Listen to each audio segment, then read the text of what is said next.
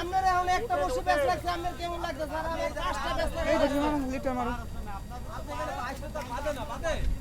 এই দাঁড়ানে বাদ এই সিপটা সোতার পর দিকে দাও পার করে দাও আরে ওইভাবে চলে গেছে এটি